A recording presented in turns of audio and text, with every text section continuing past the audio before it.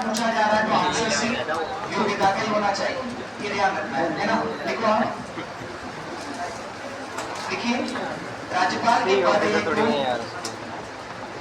संविधान में, राज्यपाल के पद हेतु संविधान में निम्नलिखित, संविधान में निम्नलिखित दो योग्यताएं हैं, निम्नलिखित दो योग्यताएं हैं, दो योग्यताएं हैं। ठीक है, फर्स्ट पहले लिखो आप, वह भारत का नागरिक हो, वह भारत का नागरिक हो, है ना, भारत का नागरिक हो। ब्रैकेट में लिखो आप, जन्म से भारत की नागरिकता, जन्म से भारत की नागरिकता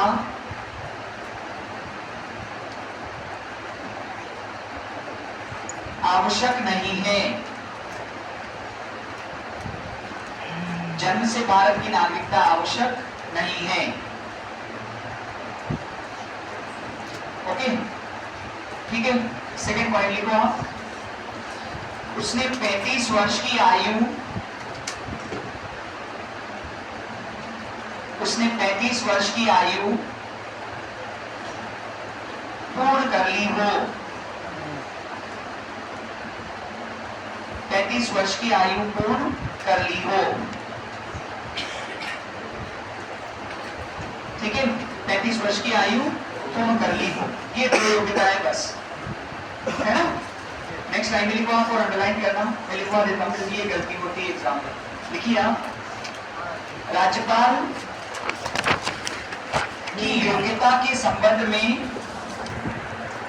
राज्यपाल की योग्यता के संबंध में लाभ के पद, योग्यता के संबंध में लाभ के पद का प्रावधान नहीं है, लाभ के पद का प्रावधान नहीं है। ये समझ में आया आपके? जबकि आपने राष्ट्रपति जब पढ़ रहे थे ना, तब आपने लिखा था कि उसे किसी लाभ के पद पर नहीं होना चाहिए, राष्ट्रपति जब पढ़ा था आपने, पर राज्यपाल में लाभ के पद वाली बात योग्यता में शामिल नहीं है, नहीं है। योग्यता में दो ही पॉइंट है बस, वह भारत का नागरिक हो और उसने 35 वर्ष की आयु पूर्ण कर ली हो। एक और बात लिखी है आपने साथ में कि भारत का नागरिक भी जन्म से आवश्यक नहीं है। कोई भी वह व्यक्ति जो भारत का नागरिक है, भले उसका जन्म किसी अन्य देश में हुआ हो, अगर उसने भारत की नागरिकता ग्रहण कर ली तो वो हमारे देश में कोई भी कॉन्स्टिट्यूशनल पोस्ट पर आ सकता है। ठीक है ना। नेक्स्ट लाइन लिखो, नेक्स्ट लाइन क्या मतलब, राज्यपाल की नियुक्ति,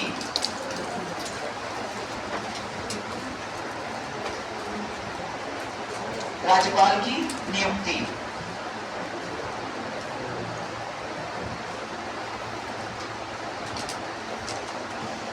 देखिए राज्यपाल की नियुक्ति, ब्रैकेट में लिखो अनुच्छेद 155 आर्टिकल 155।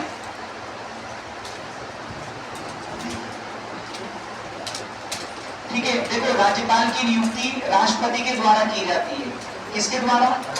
राष्ट्रपति। राष्ट्रपति राज्यपाल को नियुक्त करता है। पर ये ध्यान रखना कि नियुक्ति का जो प्रोविजन है वो राज्यपाल की विवेकाधीन शक्ति नहीं है। विवेकाधीन शक्ति का मतलब आप जानते ही हो, जो राज्यपाल स्वयं से करे, राष्ट्रपति स्वयं से करे। पता ना आपने कि विवेकाधीन शक्ति का मतलब ये होता है कि वह कार्य जो राष्ट्रपति स्वयं से करे तो उसे विवेकाधीन शक्ति कहा जाएगा। ये उसकी विवेकाधीन शक्ति नहीं है, वो मंत्री परिषद के परामर्श पर ऐसा करेगा। यानी वह व्यक्ति राज्यपाल बनेगा जो मंत्री परिषद चाहेगी। कि ध्यान रखना है, राष्ट्रपति अपनी मर्जी से राज्यपाल की नियुक्ति नहीं करता है। ये क्लियर करना आप लोग माइंड रखना। समझ में आया?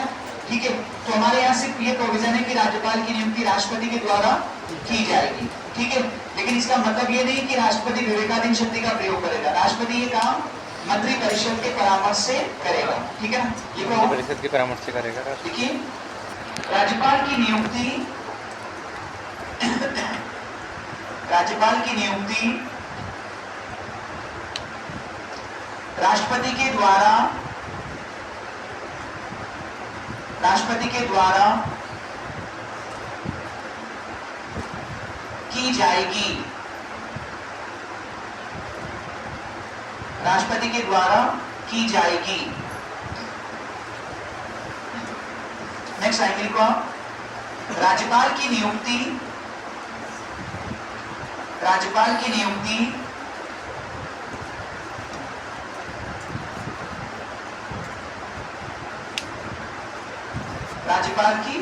नियुक्ति राष्ट्रपति की विवेकाधीन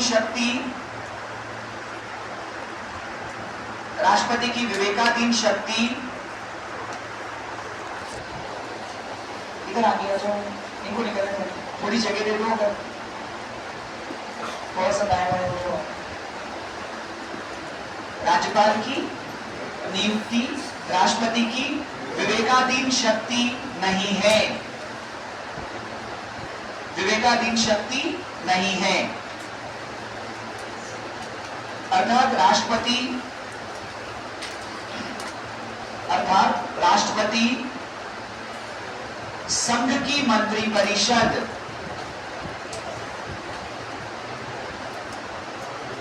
राष्ट्रपति क्या लिखोगे, संघ की मंत्रिपरिषद के परामर्श से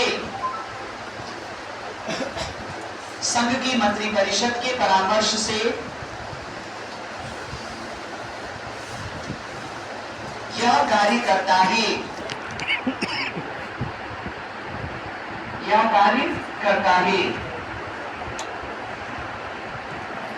ओके, यह कार्य करता है। ठीक है बात। नेक्स्ट लाइन में लिखो हम, राष्ट्रपति के द्वारा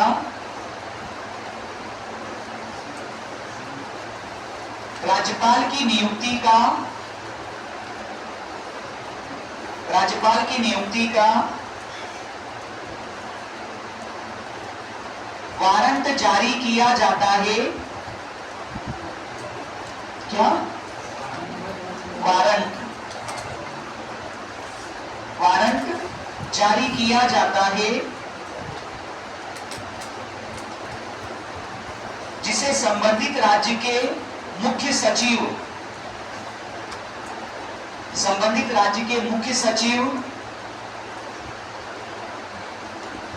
के द्वारा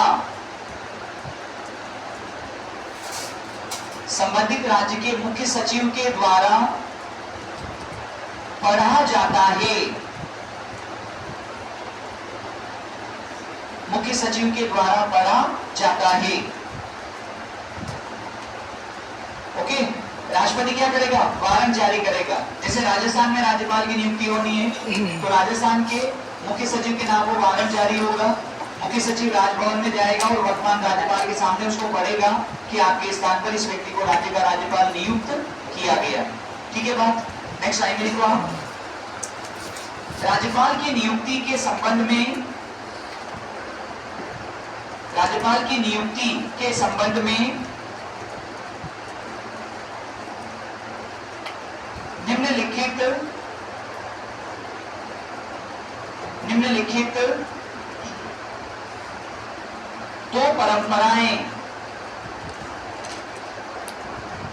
निम्नलिखित दो परंपराएं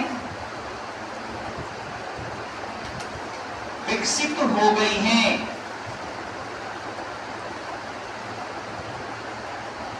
निम्नलिखित दो परंपराएं विकसित हो गई हैं।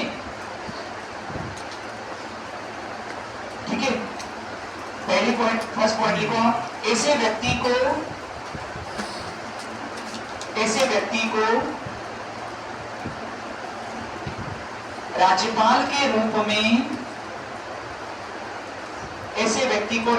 के रूप में नियुक्त किया जाता है। राज्यपाल के रूप में नियुक्त किया जाता है जो संबंधित राज्य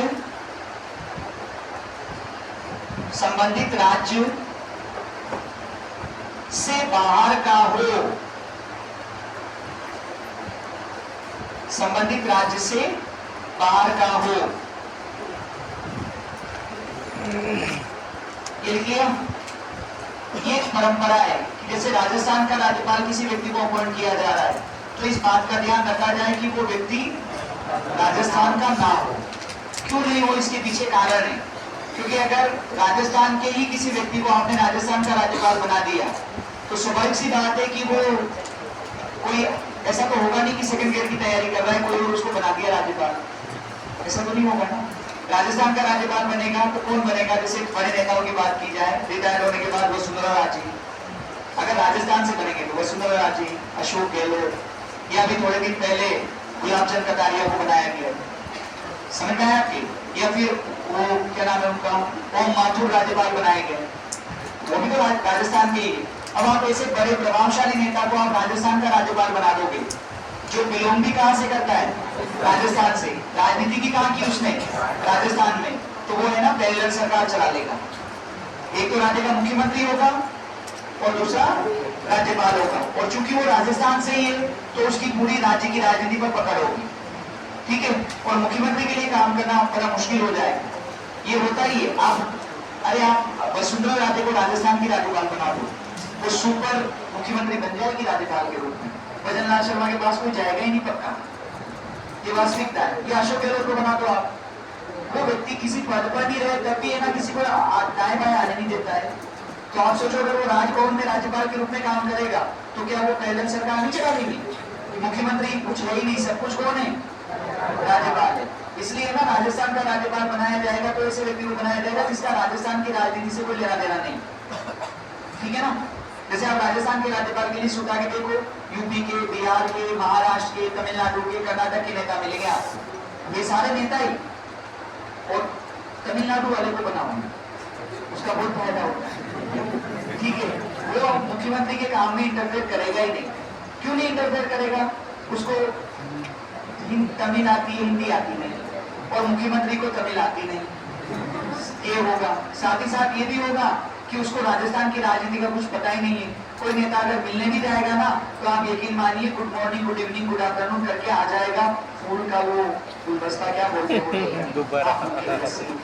वो लेके आ जाएगा। इसके अलावा और कुछ भी नहीं होगा। वो कोई साजिश कर ही नहीं पाएगा, राजनीति में वो भागीदारी कर ही नहीं पाएगा।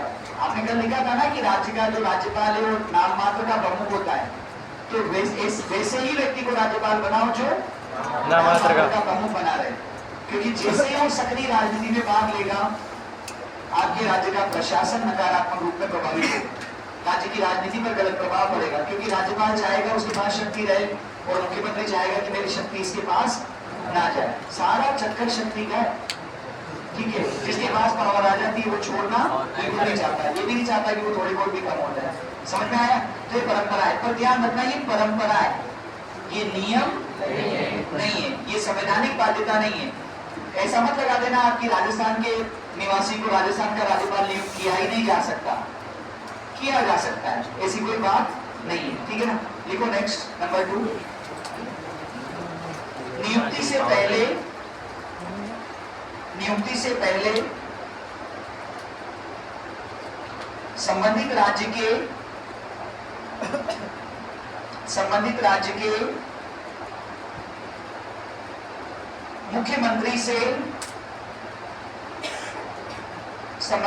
के मुख्यमंत्री से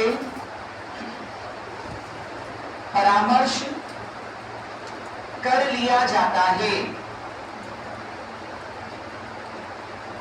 परामर्श कर लिया जाता है। देख लिया? संबंधित राज्य के मुख्यमंत्री से परामर्श कर लिया जाता है। कोशिश की जाती है कि एक बार जैसे अगर किसी व्यक्ति को राजस्थान में राज्यपाल बना के भेज रहे हम तो भजनलाल शर्मा से पूछ ले कि ये व्यक्ति राज्यपाल के रूप में आ रहा है, आपको कोई दिक्कत तो नहीं है ना। हालांकि इनसे तो नहीं पूछा जाएगा, मेरे को पता है, ठीक है, लेकिन फिर भी मतलब इस प्रकार की परंपरा है कि एक बार बात करी जाए मुख्यमंत्री से कि इस व्यक्ति के साथ तालमेल आपका बैठ जाएगा। और सामान्यतः बात कब होगी? जब सेम दलों की सरकार हो। जैसे केंद्र में भी जो सरकार है वही सरकार राज्य में, तो बात की जाएगी। वरना ऐसे स्थिति हो कि केंद्र में बीजेपी की सरकार और राज्य में कांग्रेस की सरकार या आम आदमी पार्टी की सरकार, तो पक्का नहीं पूछा जाएगा। ठीक है, मुख्यमंत्री को अचानक से पता चलेगा कि अब ये सिर पे आ रहा है मेरे, ये वास्तविकता है। पर ये भी एक परंपरा है कि सामान्यतः पूछ लिया जाता है कि इस व्यक्ति को भेजा जा रहा है। ठीक है, और मुख्यमंत्री भी बोल देगा कि नहीं तो बोल, क्योंकि मुख्यमंत्री को भी पता है कि मेरे कहने से ये नाम बदलने वाले नहीं है, तो अपनी फजीयत क्यों करवानी है? क्योंकि और मीडिया में भी पता चलेगा कि इस व्यक्ति को राज्यपाल बनाया जा रहा था, भजनलाल शर्मा जी ने मना किया था पर फिर भी भेज दिया, तो फजीयत किसकी हुई? राज्यपाल की थोड़ी, भजनलाल शर्मा जी, हालांकि वो रोज कराई गई फजीयत। नेक्स्ट लाइन देखिए, उपयुक्त दोनों प्रावधान राष्ट्रपति के लिए बाध्यकारी नहीं है। राष्ट्रपति के लिए बाध्यकारी नहीं है, अर्थात इनका अतिक्रमण किया जा सकता है।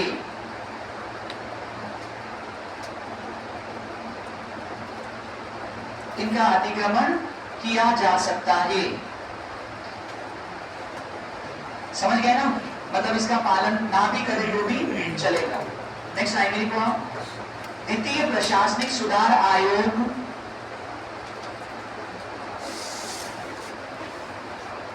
क्या लिखोगे? द्वितीय प्रशासनिक सुधार आयोग ने सिफारिश की थी कि द्वितीय प्रशासनिक सुधार आयोग ने सिफारिश की थी कि राज्यपाल की नियुक्ति कॉलेजियम प्रणाली, राज्यपाल की नियुक्ति क्या लिखोगे? कॉलेजियम प्रणाली के माध्यम से, कॉलेजियम प्रणाली के माध्यम से की जाए। कॉलेजियम प्रणाली के माध्यम से की जाए। कॉलेजियम का मतलब 5 सदस्य कंपलसरी नहीं है। कॉलेजियम का मतलब होता है 2 या 2 से अधिक लोगों का समूह बने जो सिफारिश करे। समझ में आया? उसे कॉलेजियम कहा जाता है।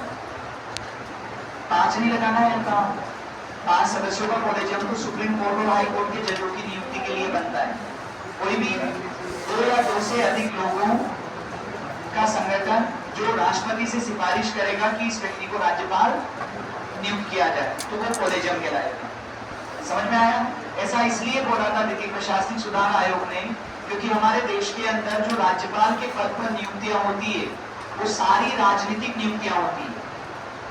राजनीतिक नियुक्तियां या पॉलिटिकल अपॉइंटमेंट का मतलब ये होता है कि उन लोगों को राज्यपाल नियुक्त किया जाता है जो राजनीति से रिटायर्ड हो गए हैं या रिटायर्ड कर दिए गए हैं। रिटायरमेंट भी 2 प्रकार का होता है, एक तो व्यक्ति रिटायर्ड हो जाए और दूसरा उसको फोर्स रिटायर्ड कर दिया जाए कि जब घर बेटा। ठीक है, हमारे देश के अंदर अगर किसी व्यक्ति को सक्रिय राजनीति से रिटायर्ड करना है तो उसकी सबसे बढ़िया पॉलिसी है राज्यपाल। ये किया जाता है वास्तव में। उदाहरण कहीं और ढूंढने की जरूरत नहीं है, राजस्थान में ही है गुलाबचंद कटारिया। गुलाबचंद कटारिया का रिटायरमेंट हुआ है, खुद ने नहीं लिया, उन्होंने कर दिया गया। ठीक है, और गुलाबचंद कटारिया का रिटायरमेंट हुआ, उसी का परिणाम आप देख सकते हैं कि मुख्यमंत्री का क्या हुआ। ठीक है, ये वास्तविकता है। वो 2 टाइप, एक तो व्यक्ति को ये बोला जाता है कि भाई हम अब आगे आपको इस प्रकार की किसी पोस्ट पर कंटिन्यू नहीं करेंगे, पॉलिटिकल पार्टी इस प्रकार का करती है, अब आप बताओ क्या करना चाहते हो, या तो आप खुद अपने आप को अलग कर लो ये हमारे पास आपके लिए तरीका है कि आप राज्यपाल बन जाए।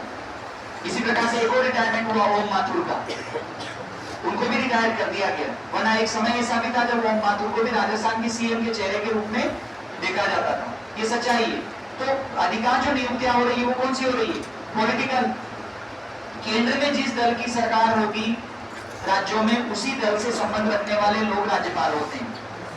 ठीक है, अभी 2014 से लेकर अभी तक बीजेपी और एनडीए का प्रभाव है, 2004 से लेकर 2014 तक कांग्रेस का प्रभाव था, यूपीए का प्रभाव था, सारे लोग राज्यपाल के रूप में वही काम कर रहे हैं। ठीक है, तो विधि प्रशासनिक सुधार आयोग ने कहा कि जब वो व्यक्ति चूंकि पॉलिटिकल पार्टी से जुड़ा हुआ है, तो जब वो राज्य में जाएगा ना काम करने, तो वो अपने आप को राजनीति से तटस्थ रख नहीं पाएगा। ठीक है, तो बेटर है कि हम क्या बनाए, एक कॉलेजियम बनाए जिसमें 2, 3, 4 या 5 लोग हो, वो जिस नाम की सिफारिश करे उस व्यक्ति को क्या बनाया जाए? राज्यपाल बनाया जाए। समझ में आया कि नहीं आया? तो इससे क्या होगा कि अगर कॉलेजियम बनेगा तो उसमें सत्ता पक्ष के भी लोग होंगे, विपक्ष के भी लोग होंगे, हो सकता है न्यायपालिका के भी लोग हो। तो ऐसे व्यक्ति को राज्यपाल के रूप में नियुक्त किया जाएगा जो तुलनात्मक रूप से राजनीति में इंटरफेयर कम करेगा। ये इसने सिफारिश की थी। आप तो आपके एग्जाम के पॉइंट ऑफ व्यू से ध्यान रखना, अगर ये पूछा जाता है कि किस आयोग ने सिफारिश की कि राज्यपाल की नियुक्ति कॉलेजियम के माध्यम से हो, तो वित्तीय प्रशासनिक सुधार आयोग। ठीक है बात? ठीक है ना? नेक्स्ट हेडिंग डालो, राज्यपाल की शपथ। राज्यपाल की शपथ।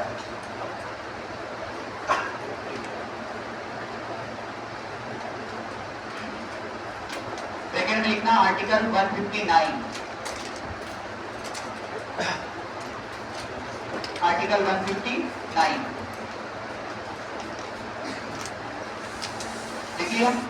देखिए, राज्यपाल राज्य के उच्च न्यायालय,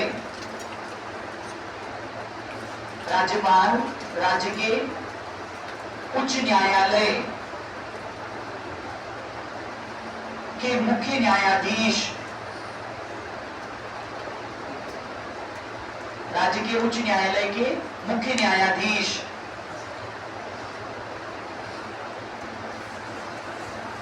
और मुख्य न्यायाधीश की अनुपस्थिति में, मुख्य न्यायाधीश की अनुपस्थिति में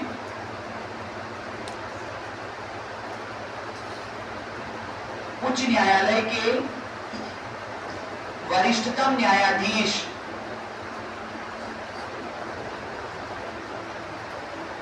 उच्च न्यायालय के वरिष्ठतम न्यायाधीश, वरिष्ठतम न्यायाधीश के समक्ष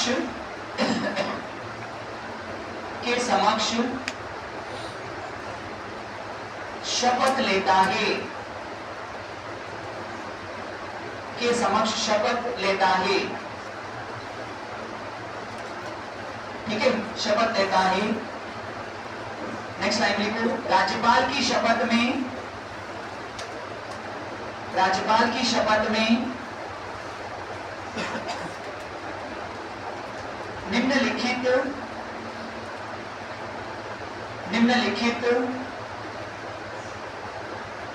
बातें शामिल होती हैं।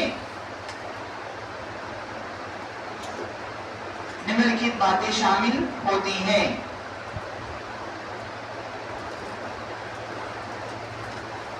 देखिए, निम्नलिखित बातें शामिल होती हैं। फर्स्ट, पहले लिखो, पद से संबंधित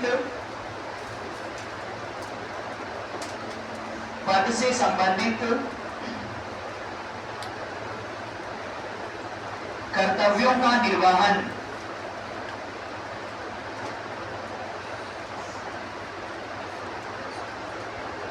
पद से संबंधित कर्तव्यों का निर्वहन।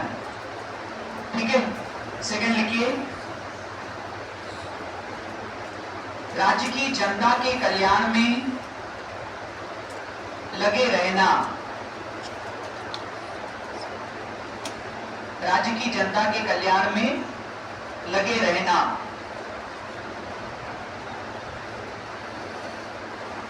ठीक है, और थर्ड लिखो, संविधान और विधि का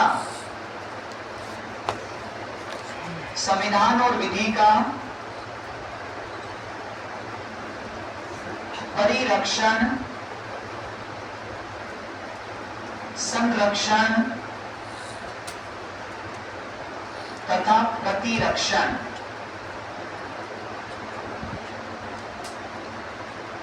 संविधान और विधि का परिरक्षण, संरक्षण तथा प्रतिरक्षण। लिख लिया। सेम यही शपथ आपने किसकी लिखी थी?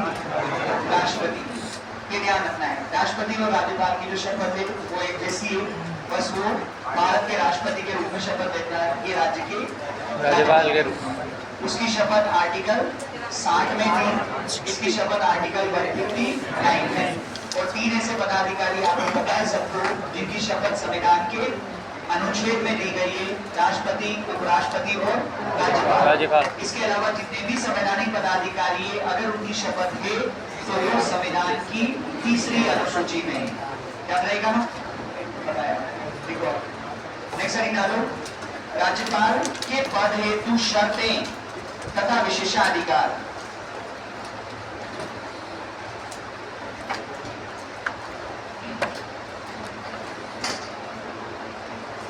राज्यपाल के पद हेतु शर्तें तथा क्या?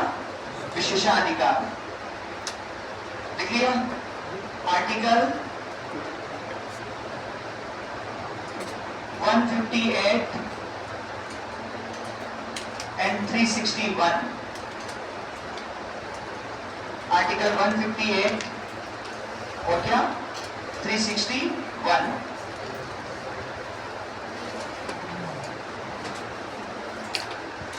राष्ट्रपति में आपने क्या लिखा था? आर्टिकल 59 और 361। याद है कुछ? याद तो है ना? पढ़ते हो ना? नहीं, इतनी ईमानदारी से मना भी कर रहे हो। इसकी ईमानदारी चाहिए इसके विकास के लिए। देखिए राज्यपाल के पद हेतु, राज्यपाल के पद हेतु निम्नलिखित शर्तें होती हैं।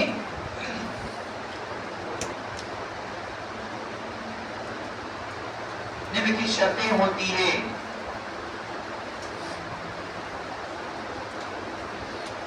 ठीक है, फर्स्ट पॉइंट लिखो आप। उसे किसी लाभ के पद पर, उसे किसी लाभ के पद पर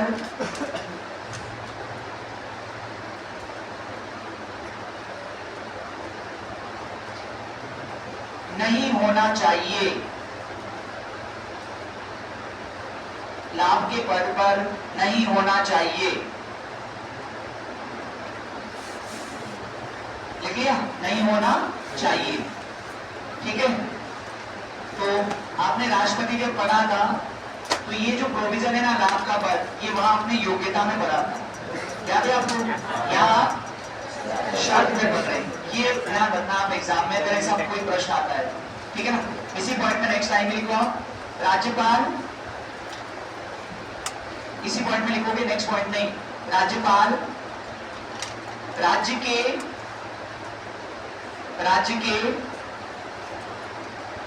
राजकीय विश्वविद्यालयों, राज्यपाल राज्य के राजकीय विश्वविद्यालयों का कुलाधिपति, राजकीय विश्वविद्यालयों का क्या? कुलाधिपति, चांसलर, कुलाधिपति होता है। कुलाधिपति होता है, लेकिन यह लाभ का पद नहीं है। लाभ का पद नहीं है। समझ में आया? है ना? जितने भी जो राज्य के अंदर जो राजकीय विश्वविद्यालय या गवर्नमेंट यूनिवर्सिटी है, उनका चांसलर होता है कौन? राज्यपाल। जैसे आपके कोटा के अंदर कोटा यूनिवर्सिटी है, कोटा टेक्निकल यूनिवर्सिटी है, इन दोनों का चांसलर कौन है? राज्यपाल। इसीलिए वो आता रहता है यहाँ, वो दीक्षांत समारोह होता है, कन्वोकेशन सेरेमनी, तो वो यहाँ डिग्रियां बांटने के लिए आता है, क्योंकि वो क्या है? चांसलर है। ठीक है, लेकिन ये ऑफिस ऑफ प्रॉफिट या लाभ का पद नहीं है, क्योंकि इसके बदले में राज्यपाल को कुछ नहीं मिलता। समझ में आया? ऐसा नहीं कि दीक्षांत समारोह में आया तो अलाउंसेस मिल गए, या कुलाधिपति है तो उसको सैलरी मिल रही है, सैलरी नहीं मिलती है, अलाउंसेस नहीं मिलते हैं। ठीक है ना, बस ये कि यहाँ आता है तो ड्यूटी सुविधा दे दी जाती है सारी, ये होता है, पर उसे इसके बदले में कुछ भी नहीं मिलता, इसलिए ये लाभ का पद नहीं है। ठीक है ना, तो ये हो सकता है आपके माइंड में आ जाए कुलाधिपति होता है तो ये लाभ का पद क्यों नहीं है? समझ गए ना? समझ गए। सब ठीक है? Everything is okay. Next point लिखो। राज्यपाल को संसद अथवा राज्य विधानमंडल, राज्यपाल को संसद अथवा राज्य विधानमंडल का सदस्य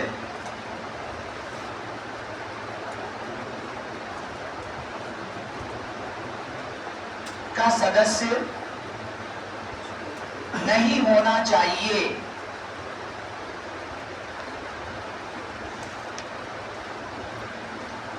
नहीं होना चाहिए। यदि वह ऐसा सदस्य है तो, यदि वह ऐसा सदस्य है तो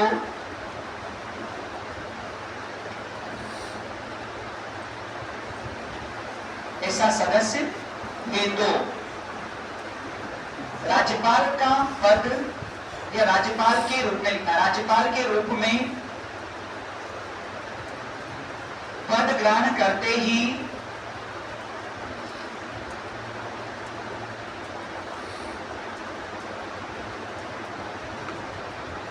पद ग्रहण करते ही ऐसी सदस्यता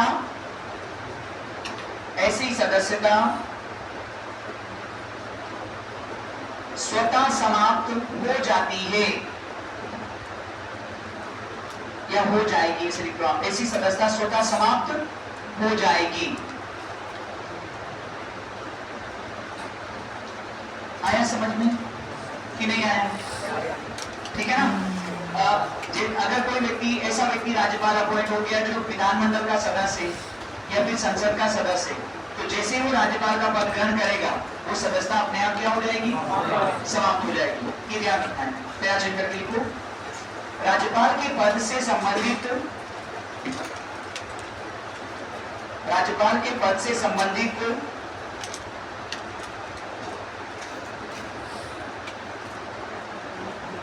निम्नलिखित विशेषाधिकार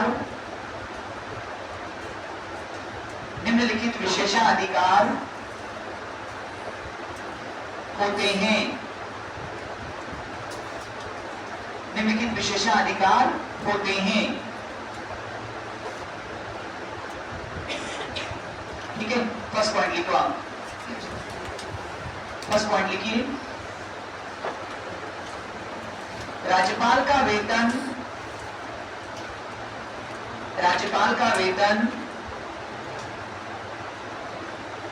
राज्य की संचित निधि,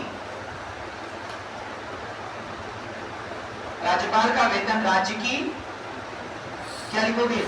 संचित निधि लिखोगे कि बोर्ड पर लिखूं? कई बार लिख लिया है। राज्य की संचित निधि पर भारित होता है। क्या होता है? भारित होता है, जिसमें पद पर रहने के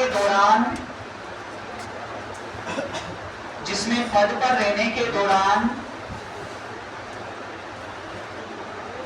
किसी भी प्रकार का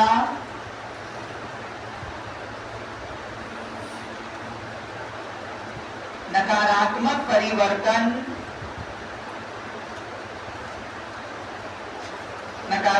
परिवर्तन नहीं किया जा सकता। नकारात्मक परिवर्तन नहीं किया जा सकता। है ना, नकारात्मक लिखा है आपने। अगर ये ध्यान रखना है, एग्जाम में ऐसा स्टेटमेंट आ जाए ना कि राज्यपाल का वेतन राज्य की संचित निधि पर पारित होता है जिसमें किसी भी प्रकार का परिवर्तन नहीं किया जा सकता, तो स्टेटमेंट सही है क्या? नहीं। कितने लोगों के अनुसार गलत है और कितने लोगों के अनुसार सही है? और बाकी लोग? इसलिए जनगणना नहीं होता है हमारे देश में।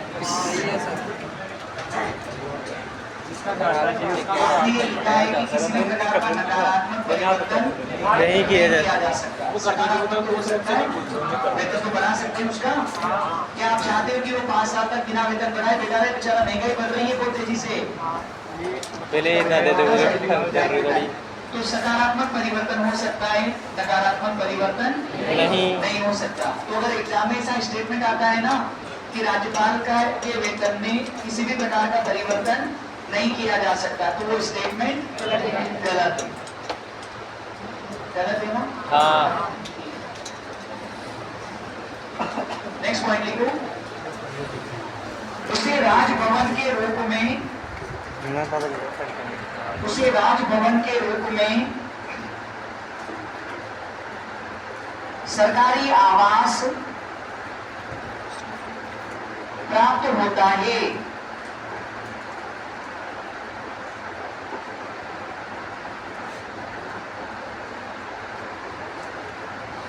सरकारी आवास प्राप्त होता है जिसका उसे किराया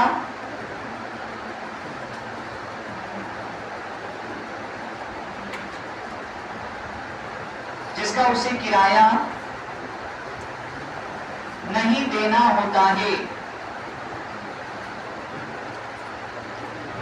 जिसका उसे किराया नहीं देना होता है ना? मतलब वो जो सरकारी आवास उसे प्राप्त होगा उसका वो किराया नहीं देगा। पीछे का एसी अभी मैं पूछता हूँ किसी को सही करवा दूँ अगर वो गर्म हवा दे रहा है।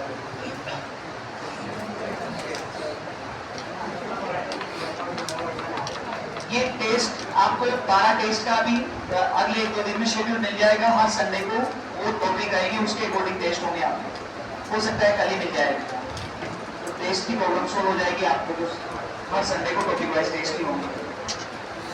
राज्यपाल राष्ट्रपति के प्रतिनिधि के रूप में भी कार्य करता है, लेकिन वह राज्य में केंद्र सरकार अथवा राष्ट्रपति का अधिकर्ता नहीं। अधिकर्ता एजेंट को बोलते हैं।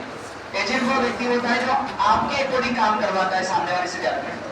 तो राज्यपाल का ये काम नहीं है। वो प्रतिनिधि जरूर है राष्ट्रपति का, लेकिन प्रतिनिधि से भी ऊपर वो संवैधानिक प्रमुख है, तो राष्ट्रपति के इशारों पर काम नहीं करेगा। इसलिए उसे आप अभिकर्ता या एजेंट नहीं बोल सकते। और ये राजस्थान विधानसभा द्वारा पारित विधेयक विधानमंडल पढ़ेंगे, उसमें समझ में आएगा आपको। ठीक है, और भी डाउट है किसी को?